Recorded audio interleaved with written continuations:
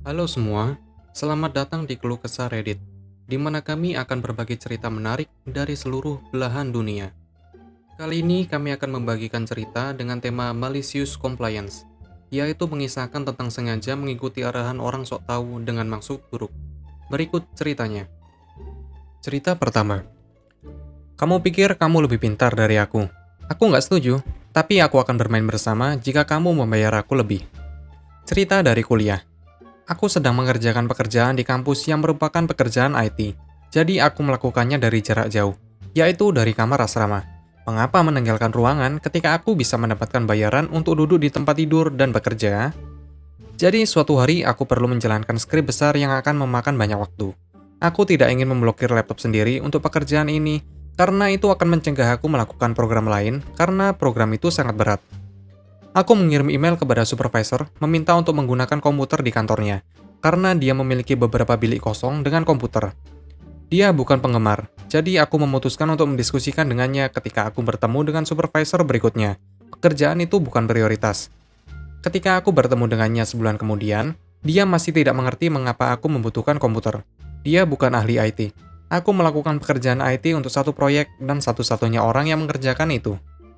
Supervisor terus mengatakan itu tidak mungkin. Jadi aku memutuskan untuk tidak mencoba menjelaskan mengapa itu lebih baik.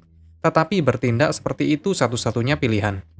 Mengingat fakta bahwa skrip semacam itu menyentuh data siswa, aku mengatakan kalau peraturan Verpa akan memaksa aku harus mengeluarkan uang jika aku harus melakukan program di laptop karena aku harus membuatnya lebih aman dan lain-lain. Tidak sepenuhnya benar, tapi terserah dia. Memaksa supervisor dan berkata dia akan memberi aku akses ke komputer. Supervisor mengatakan itu akan dilakukan dalam seminggu, jadi sekitar 10 hari kemudian, aku pergi ke kantor untuk mencoba menggunakan komputer, tetapi login tidak berhasil. Aku berbicara dengan tim IT dan menemukan kalau aku tidak pernah memasukkan permintaan tersebut. Jadi sekarang untuk kesenangan yang sebenarnya. Aku mengirim email kepada supervisor mengatakan login tidak berhasil. Dia tidak di kantor. Tetapi aku akan mencoba lagi keesokan harinya. Melakukan ini setiap hari selama sekitar 3 minggu. Tiba-tiba, suatu hari aku mendapat telepon darinya. Belum pernah terjadi sebelumnya, jadi aku bingung. Supervisor bertanya kepada aku, mengapa aku berada di kantor 1 jam setiap pagi di lembar waktuku.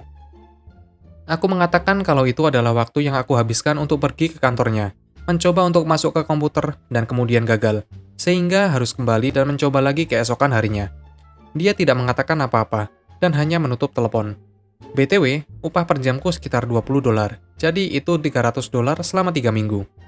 Keesokan paginya aku mendapat telepon dari tim IT yang menyatakan kalau permintaan untuk memberikan aku akses ke komputer telah diterima, dan permintaan tersebut akan diproses dalam 2 jam.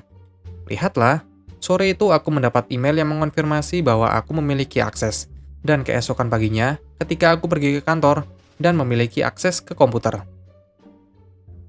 Cerita kedua. Mau aku bawa alat sendiri? Baiklah, itu yang akan aku lakukan. Ini adalah malicious compliance yang ramah yang menurut aku lucu saat itu.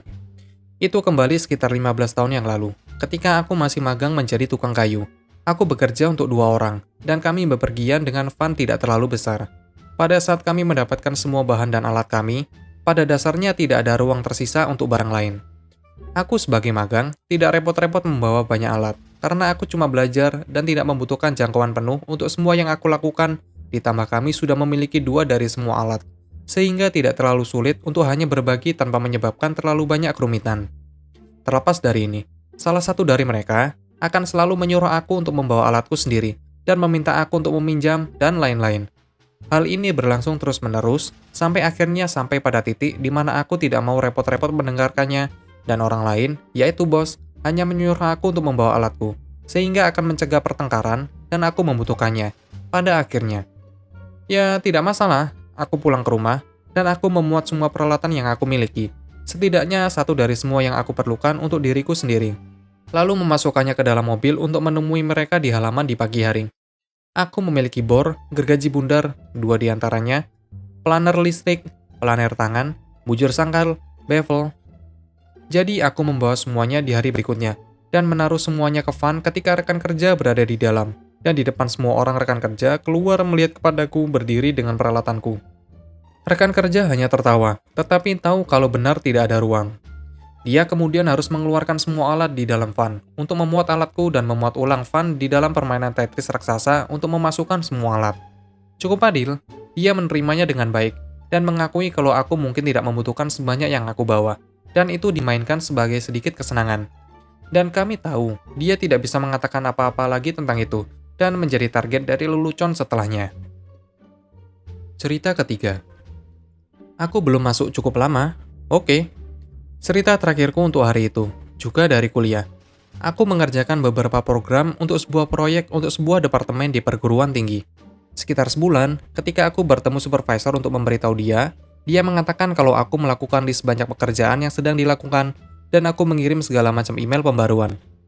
Dia menerima email otomatis tentang pembaruan yang diselesaikan pada jamku, aku tidak bekerja sesuai dengan absenku. Sekarang, caraku melakukan pekerjaan adalah menulis skrip, mengisi waktu selama berjam-jam menulis skrip, dan kemudian melakukan run sambil menonton TV di waktu luang. Jika ada pekerjaan tambahan atau perbaikan bug yang diperlukan, aku akan memasukkannya ke dalam absen. Sekarang, karena ini, email akan keluar saat aku menonton TV, dan tidak saat aku masuk di lembar waktu. Aku mencoba menjelaskan hal ini kepadanya, tetapi supervisor tidak mau repot-repot mendengarkan. Jadi, aku hanya mengangkat bahu. Aku tidak pernah membayangkan akan menghasilkan uang sambil menonton TV. Aku menagihnya untuk setiap menit komputerku menjalankan skrip. Seringkali ini menyebabkan aku menagih lebih dari 20 jam seminggu yang memaksanya untuk membayar aku lembur. Kebijakan perguruan tinggi adalah siswa hanya dapat bekerja 20 jam seminggu, dan lebih dari itu, lembur. Begitulah ceritanya. Apabila kalian suka, kalian bisa like dan berkomentar di bawah. Jangan lupa subscribe untuk membantu channel ini. Sampai bertemu di video selanjutnya.